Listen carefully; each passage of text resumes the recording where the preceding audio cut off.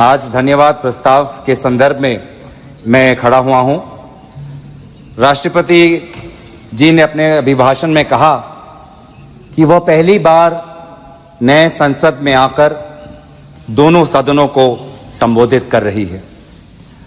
हमारे मन को ये ठेस पहुंची जब हमने ये बातें सुनी, क्योंकि ये सम्मान आदरणीय राष्ट्रपति जी को पहले ही मिल जाना चाहिए था। लेकिन वर्तमान की केंद्र सरकार ने जब नए संसद का उद्घाटन किया तो महामहिम राष्ट्रपति जी को आमंत्रित करना वाजिब नहीं समझा, और इसीलिए हमें मन को ठेस पहुंची कि ये सदन की शुरुआत पहले ही हो चुकी, लेकिन पहली बार हमने संसद के अंदर आदरणीय राष्ट्रपति जी को देखा। पर अब यही दुख की बात है कि नए संसद में एक नई परंपरा हमको दिख रही है, जो भारत की लोकतंत्र की परंपरा को अवहेलना करती हुई दिखाई दे रही है। आप पिछले ही सत्र का उदाहरण ले ले। पिछले ही सत्र में सदन में बेरोजगार सर बार बार ऐसे प्रकार के सदन में हमने देखा 352 राष्ट्रपति महोदया के बातों को उन्होंने तोड़ मरोड़ कर पेश किया। सर, राष्ट्रपति महोदया ने कहा कि उनका सौभाग्य है कि पहली बार सदन को, दोनों सदनों को संबोधित कर रही है। राष्ट्रपति महोदया साल में केवल एक बार संबोधित करती हैं और वो मौका उनको मिला।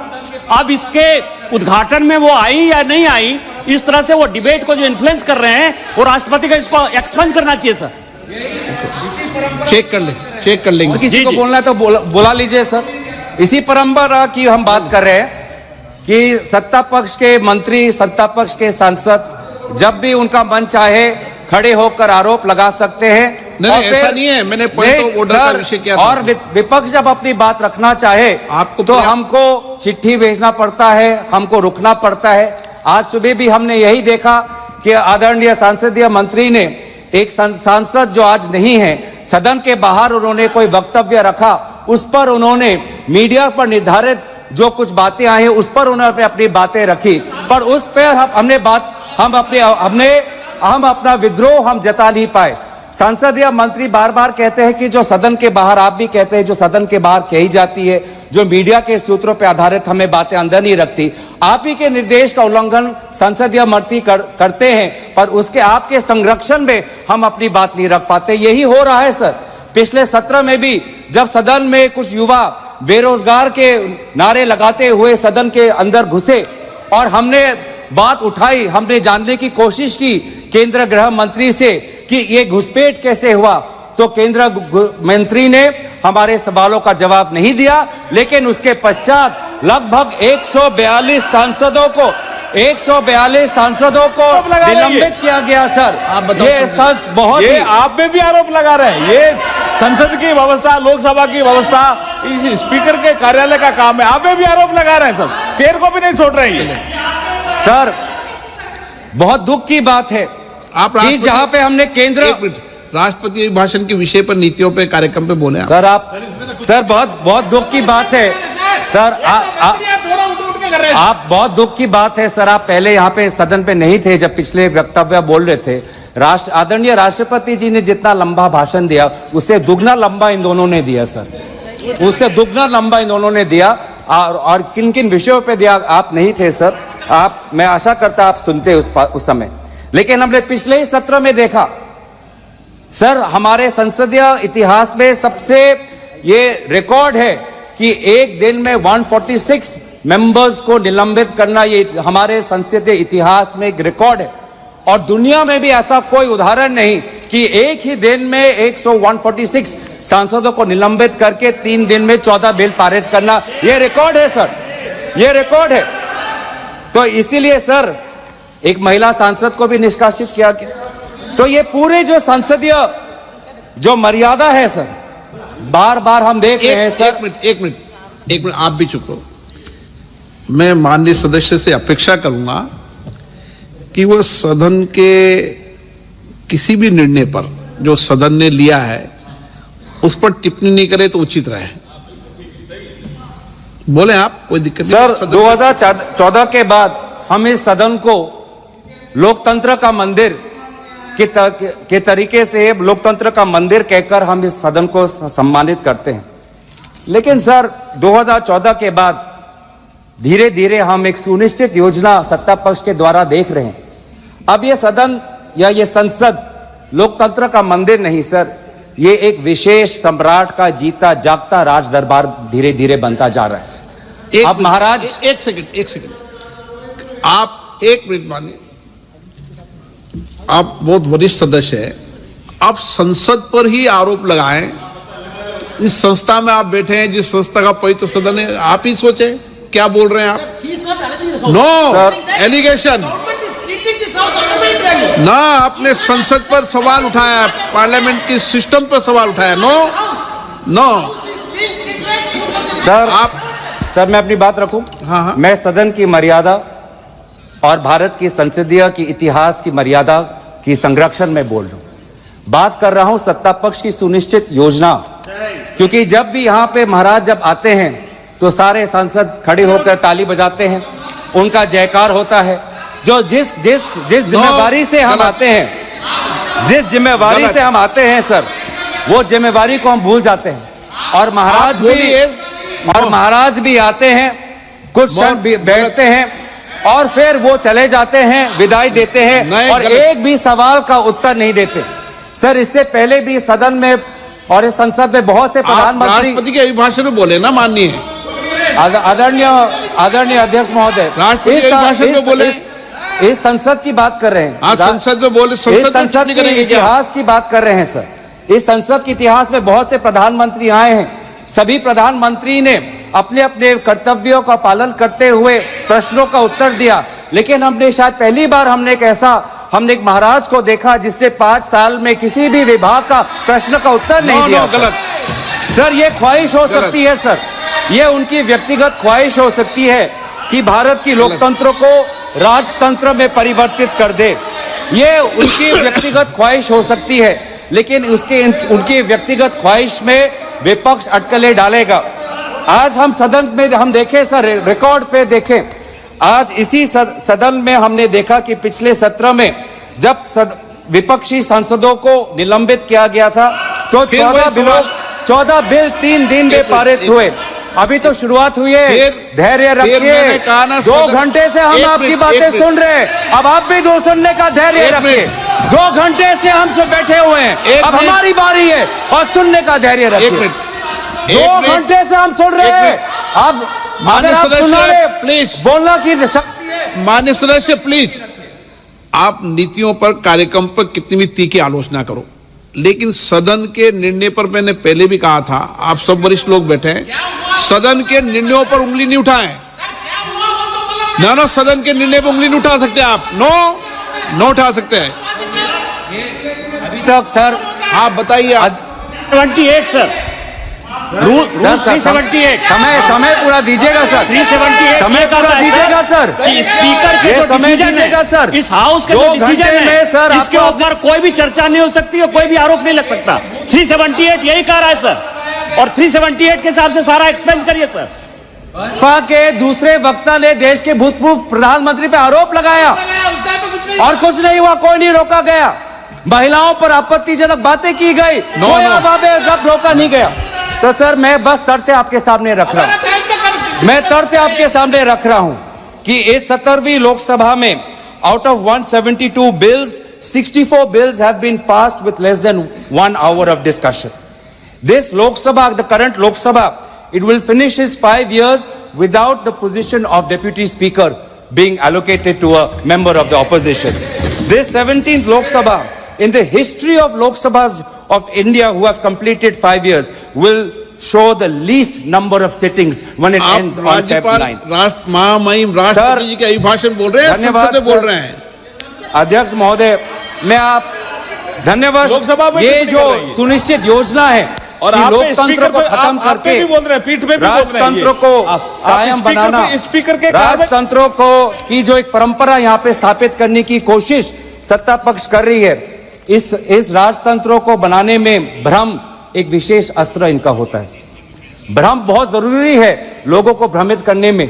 और सर इसमें तो ये माहिर है, ये सरकार तो सर इवेंट मैनेजमेंट में डॉक्टरेट है। और लोग कहते हैं इवेंट मैनेजमेंट, मैं कहता हूं अटेंशन मैनेजमेंट। ये अटेंशन मैनेजमेंट में ये इन्होंने पीएचडी की है कि कैसे लोगों का ध्यान भटकाया जाए। हम कहते हैं कि मणिपुर में प्रधानमंत्री क्यों नहीं गए, 190 लोगों की मृत्यु हुई, 50,000 लोग बेघर हुए। वो कहते हैं G20 देखो, प्रधानमंत्री पेरिस में है वो देखो। हम कहते हैं कि नोटबंदी में 100 लोगों की मृत्यु हुई, कौन इसका जिम्मेवार है? वे कहते हैं कि इश्तिहार में पेटीएम का इश्तिहार आया है, उसमें मोदी जी का चेहरा है, आप वो देखो। हम कहते हैं कि चाइना आज हमारे जमीन पे कितना घुस आया है, चीन हमारे लद्दाख के किसानों के साथ मुठभेड़ कर रहा है। ये कहते हैं कि आप देखो कि मालदीव्स की तुलना में हम कितने ताकतवर है। हम कहते हैं कि अडानी पे सारे कोयला फैक्ट्री चला गया है, ये राहुल गांधी जी को निष्कासित कर देते हैं। किसान कहता है कि हर वर्ष मेरा किसान भाई लगभग 10,000 किसान आत्महत्या हो कर रहा है। युवा कह रहा है कि हम बेरोजगार हैं, महिला कह रहे हैं कि हम महंगाई से मर रहे हैं। आज आर्थिक असमानता बढ़ रही है, गरीब और गरीब, अमीर और अमीर हो रहा है। आज हमारे देश के 10% लोग 50% धन संपत्ति के मालिक है और ये कहते हैं कि फास्टेस्ट ग्रोइंग इकोनॉमी है, लार्जेस्ट ग्रोइंग इकोनॉमी है। तो ये जो भ्रम का इस्तेमाल करते हैं लोगों के समस्याओं पर पर्दा डालने का, लोक शक्ति को कमजोर करने के लिए ये भ्रम का इस्तेमाल करते हैं। लोगों को एक माया जाल में फंसाकर राजा को ताकतवर बनाने का आज ये काम ये करते हैं। सर मैं आदर करते हुए, प्रधानमंत्री जी एक साधारण घर से आते हैं, उनका मैं आदर करता हूं और वो बहुत ऊंचाई तक पहुंच गए हैं। लेकिन दुख की बात यह है सर कि आज उन्होंने अपना सिंहासन इतनी ऊंचाई पर बना दिया है कि जमीन पर लोगों की समस्या आज उनके कानों तक पहुंचती नहीं है। बेरोजगार युवाओं के जो आंसू है उनको दिखाई देती नहीं। वो इतनी ऊंचाई पर है सर कि आज जब युवा कहता है कि मैं शिक्षित हूं, लेकिन 25 वर्ष के आयु से कम जो ग्रेजुएट है उसमें से लगभग 42.3% ग्रेजुएट बेरोजगार है, ये उनके ऊंचाई तक का उनके कानों पर नहीं पहुंचती। नौकरी की तलाश में सर आज हमारा युवा आज अवैध रूप धारण करके आज अमेरिका जा रहा है सर। हमने कुछ ही दिन पहले देखा कि कैसे 303 लोगों ने प्लेन चार्टर करके निकारागुआ तक गए क्योंकि वो चाहते थे कि वो अमेरिका में जाए, कि वो रोजगार के तलाश में, नौकरी के तलाश में। आज ये है, हमने ये कुछ दिन पहले डुंकी एक पिक्चर आई, डुंकी सिर्फ पिक्चर नहीं है सर, डुंकी आज सच्चाई है। पिछले 5 वर्ष में सरकार ने खुद कबूल किया है कि अमेरिका में अवैध रूप से भारतीय नागरिकों का जाना पिछले 5 वर्ष में बढ़ चुका है। लगभग 2022-23 में लगभग 90,000 भारतीय लोगों ने अवैध तरीके से अमेरिका में घुसने की कोशिश की, कभी कनाडा के बॉर्डर पे, कभी मेक्सिको के बॉर्डर पे। वो कितने मजबूर होते हैं सर कि अपने परिवार को छोड़कर, अपने घर को छोड़कर वो कभी रोजगार के तलाश में कभी यूएई जाते हैं, कभी कनाडा जाते हैं, कभी अमेरिका जाते हैं। आज ये है आर्थिक स्थिति। लेकिन आज महाराज इतनी ऊंची सिंहासन पर बैठे हैं, आज ये उनको दिखती नहीं है सर। कितनी गरीब की, बहुत दुख की बात है कि मानव तस्करी आज कितनी बड़ी समस्या हो गई है। आदिवासी गांवों में, उत्तर पूर्वांचल के गांवों में आज गरीब परिवारों का फायदा उठाकर मानव तस्करी करने वाले लोग जाते हैं और कहते हैं कि आप बेटी हमारे बेटी का हमें दायित्व दो, अपने घर के महिलाओं का दायित्व हमें दो। और मानव तस्करी के ये लोग आज उन बेटी पे शोषण करते हैं, आज उन महिलाओं पे शोषण करते हैं। Human trafficking has become a major problem. और ये ह्यूमन ट्रैफिकिंग क्यों है? क्योंकि लोग आज गरीब हैं, लोग आज बेसहाय हैं और ये है वास्तविक स्थिति। आज सर हमारे सेना का जवान पूछ रहा है कि 4 साल बाद मेरा क्या होगा? अग्निवीर की योजना किसने बनाई? मैं कहां जाऊंगा? अग्निवीर की योजना तो सेना के अंदर से ये नीति नहीं आई। कौन है वो बाहर का विशेषज्ञ जिसने अग्निवीर की योजना बनाई? मेडिकल का छात्र आज ये बार बार ये कहते हैं कि हमने बाहर से, हमने छात्राओं को हमने बचाया, लेकिन बाहर जाने की अवसर क्यों पड़ी? मेडिकल कॉलेज की ये बात करते हैं, लेकिन क्या आपको पता है सर कि आज अगर देश के अंदर एक मेडिकल के छात्रों को अगर पढ़ना है तो करोड़ों रुपए उसको फीस देना पड़ता है। करोड़ रुपए नहीं है उसके पास, इसलिए वो आज फिलीपींस जाता है, कजाकिस्तान जाता है, यूक्रेन जाता है, रशिया जाता है, चीन जाता है, क्योंकि वहां पर वही जो करोड़ों रुपए यहां पे जो देने पड़ते हैं मेडिकल कॉलेज में, वो वहां पे लाखों रुपए देकर वो अपना एमबीबीएस डिग्री लेके आता है। यह है वास्तविक स्थिति। महिलाएं आज पूछती है कि जब भी भारत की बेटी अन्याय के खिलाफ लड़ती है तो वो क्यों अकेली लड़ती है, क्यों बिल्किस बानो अकेली लड़ती है, क्यों बिल्किस बानो के संदर्भ में एक विशेष राज्य सरकार उनके बलात्कारियों का पक्ष लेती है। महिला खिलाड़ी पूछती है कि मैं लड़ सकती हूं, मैं लड़की हूं, लेकिन मेरे साथ तो कोई रहे, क्यों मैं अकेली पड़ गई हूं। कहां है वो व्यक्ति जो आज जब मैं पदक जीतती हूं तो मेरा स्वागत करते हैं, लेकिन आज मैं दिल्ली के सड़कों में मैं धरना दे रही हूं पर आज मैं अकेली हूं। क्यों आज बेटी अन्याय के खिलाफ अकेली है। किसान पूछ रहा है कि आज हर किसान पर लगभग 70,000 का कर्ज उन पे है, एमएसपी को उनका कानूनी सुरक्षा नहीं मिली। प्याज का किसान आज देख रहा है कि उसको जो उचित मूल्य मिल रहा है चाहिए वो नहीं मिल रहा। किसान बोल रहा है, न्याय की मांग कर रहा है। आप लाभार्थी की बात करते हो सर, आज तो भ्रष्टाचार ऐसे हो चुका है कि लाभार्थी टैक्स एक नया शुरू हो गया है। एक लाभार्थी टैक्स, अगर आवास योजना का घर चाहिए तो पहले लाभार्थी टैक्स दो, अगर पीएम किसान में अपना नाम अगर शामिल करना है तो लाभार्थी टैक्स दो, अगर उज्ज्वला में सिलेंडर कनेक्शन चाहिए तो लाभार्थी टैक्स दो। ये है वास्तविक स्थिति। लेकिन इस स्थिति को लेकर कोई बात नहीं करते, कोई यहां पे इन्वेस्टिगेशन नहीं। क्यों पहले पीएम किसान संपदा में 11 करोड़ लोगों को पीएम किसान मिलता था, वो 11 करोड़ से 3 करोड़ क्यों आया, क्यों घटाव हुआ, क्या कितने सारे फर्जी वहां पे लाभार्थी थे, क्या उस पर कोई इन्वेस्टिगेशन हुआ? कोई इन्वेस्टिगेशन नहीं। सारे चीजें भूल जाते हैं और कहते हैं कि भ्रष्टाचार गायब हो गया। सबसे ज्यादा भ्रष्टाचार आपके लाभार्थियों के वितरण में हो रहा है। आज सर मैं खुश हूं कि जनता जागरूक हुई है और विपक्ष आज जनता के इस जागरण को स्वागत करती है। आजादी की लड़ाई भी एक जन आंदोलन था और आज भी अगर राजतंत्र से आजादी पानी है तो विपक्ष देश के जनता के साथ चट्टान की तरह खड़ा है। महाराज को यह पसंद नहीं, महाराज विपक्ष को कमजोर करना चाहता है। इनकम टैक्स के अफसर भेजते हैं, ईडी का अफसर हमारे पास आता है, सीबीआई हम पर आता है। मैं महाराज से यही कहना चाहता हूं, हम डरने वाले नहीं हैं, हम डरने वाले नहीं हैं। आप चाहे जितनी भी सरकार गिरा लो, आप चाहे जितनी भी सरकार परिवर्तन कर लो, बिहार में अगर सरकार बनानी है तो रातों रात मुख्यमंत्री का इस्तीफा और रातों रात उनका शपथ ग्रहण होता है। लेकिन झारखंड में हमारा पास बल है, झारखंड के पास हमारे ताकत है, लेकिन हमको 10 दिन का हमको इंतजार करना पड़ता है। मतलब बिहार के लिए नियम अलग और झारखंड के लिए नियम अलग। इस प्रकार की बातें आज हम कर रहे हैं। सर अगर इनके खिलाफ हम लड़े, अगर इनके खिलाफ हम लड़े तो हमें जेल भेजा जाता है और अगर इनके साथ शामिल हो जाते हैं तो महाराष्ट्र में उप मुख्यमंत्री बनाया जाता है। अगर इनके साथ हम लड़े तो हम पे शारदा का टैक्स लगता है, अगर इनके साथ हम जुड़े तो असम में मुख्यमंत्री मर जानते हैं। ये है सर वॉशिंग मशीन। हम डरेंगे नहीं, हम अपना फर्ज निभाते रहेंगे, हम भारत को जोड़ेंगे, हम नफरत की बाजार में मोहब्बत की दुकान खोलेंगे, हम न्याय की लड़ाई लड़ेंगे, पिछले वर्ग और अन्य पिछड़ा वर्ग के लिए जातिगत जनगणना की लड़ाई हम लड़ेंगे, हम अनुसूचित जाति जनजाति जिनके लिए आज केंद्रीय विश्वविद्यालयों में केंद्रीय सरकारों में लगभग हजारों के तादाद पे पद खाली हैं, आज उन केंद्रीय विश्वविद्यालयों में उन केंद्रीय सरकारों में अनुसूचित जाति जनजाति का स्थान हो, उनको अपना हिस्सा मिले, हिस्सेदारी की लड़ाई हम लड़ेंगे। हम लड़ेंगे उन युवाओं के लिए, वो लगभग 1-1.5 लाख युवा जिन्होंने सेना की भर्ती के लिए पूरी परीक्षा पार कर ली लेकिन आज भी वो सेना में भर्ती नहीं हुए। हम उनके मुआवजे के लिए हम लड़ाई लड़ेंगे। हम लड़ाई लड़ेंगे जम्मू कश्मीर के लिए ताकि उनको पूर्ण राज्य का दर्जा दोबारा मिले और निर्वाचन दोबारा हो, लोकतंत्र की स्थापना वहां पे हो।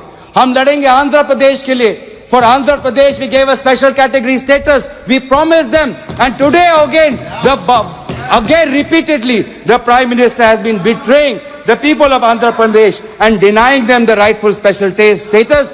We, the Congress Party, want special status for Andhra Pradesh. हम लड़ेंगे असम के वो 6 समुदाय के लिए जाहुम, मोरान, मोटा, कुछ, राजवंशी, सूतिया, आदिवासी जो है, जो जनजाति की मांग कर रहे हैं, हम उनके साथ हम रहेंगे। हम लड़ेंगे महिलाओं के लिए जो महंगाई से राहत चाहते हैं। हम भारत के संविधान के लिए लड़ेंगे। इस भारत के संविधान में सर लिखा है हम, इसमें मैं नहीं लिखा है। इसमें कोई एक व्यक्ति की दिव्य शक्ति नहीं लिखी है, इसमें भारत की लोक शक्ति का उदाहरण है।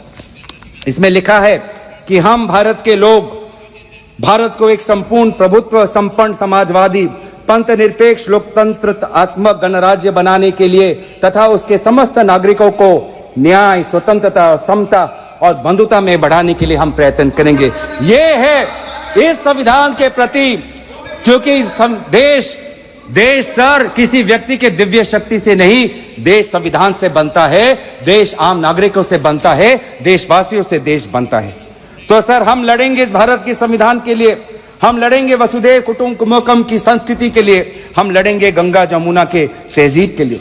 सर बहुत दुख होता है सर, आज आपकी पहले भी सरकारें थी, आपके बाद भी सरकारें आई हैं, लेकिन सर शायद हमने पहली बार ऐसा देखा है कि भारतीय होने का गर्व सत्ता पक्ष सिर्फ सत्ता के मापदंड से देखती है। जब 2014 से पहले इनके पास सत्ता नहीं थी तो उनको भारतीय होने का शर्म होता था। प्रधानमंत्री जी दक्षिण कोरिया में जाकर कहते हैं कि 2014 से पहले भारत में जन्म लेना शर्मनाक बात थी। कितनी अफसोस की बात, आप देख लीजिए सर, मैं रिकॉर्ड पे डाल दूंगा। कितने अफसोस की बात है, अफसोस की बात है। लेकिन मैं संयुक्त राष्ट्र में, लेकिन सर संयुक्त राष्ट्र में देश के विदेश मंत्री ने क्या कहा, मैं वो पढ़ना चाहूंगा। उन्होंने कहा, मैं आप इस सदन में प्रधानमंत्री सदन के नेता होते हैं, हम कोई भी टिप्पणी कोई भी बात कहें तो बिना प्रमाणित तथ्यों के सदन की गरिमा आप उनको बना के चाहिए। सर आपका सम्मान करते हुए, और आप मुझे भी जानते हैं कि मैं कोई भी बातें बिना तथ्य के बिना सबूत के नहीं रखता, ये आपके प्रति मेरा आदर है। सर मैं आपके आदर करते हुए, ये लोग जो 2014 से पहले भारतीय होने का गर्व नहीं महसूस करते, मैं आपके ही विदेश मंत्री का बातें जो उन्होंने संयुक्त राष्ट्र में कहा था वहां पे मैं कहना चाहूंगा। पाकिस्तान को संबोधित करते हुए कहा कि 70 वर्ष, उन्होंने कहा पाकिस्तान को संबोधित करते हुए कि 70 वर्ष के दौरान भारत में बहुत सारे राजनीतिक दलों की सरकारें बनी, लेकिन सभी ने विकास की गति को जारी रखा। हमने विश्व प्रसिद्ध इंडियन इंस्टीट्यूट ऑफ टेक्नोलॉजी बनाई, इंडियन इंस्टीट्यूट ऑफ मैनेजमेंट बनाए और all India institute of medical science जैसे बड़े अस्पताल बनाए। लेकिन आपने क्या बनाया?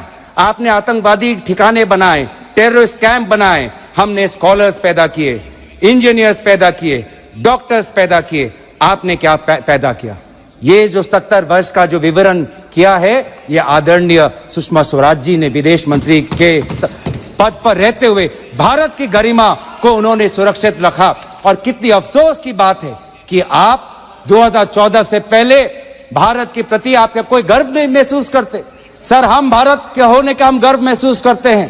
2014 के पहले भी, आज भी जब हमारे पास सत्ता नहीं, आज भी हम भारतीय होने का हम गर्व महसूस करते हैं और हमेशा हम करते रहेंगे।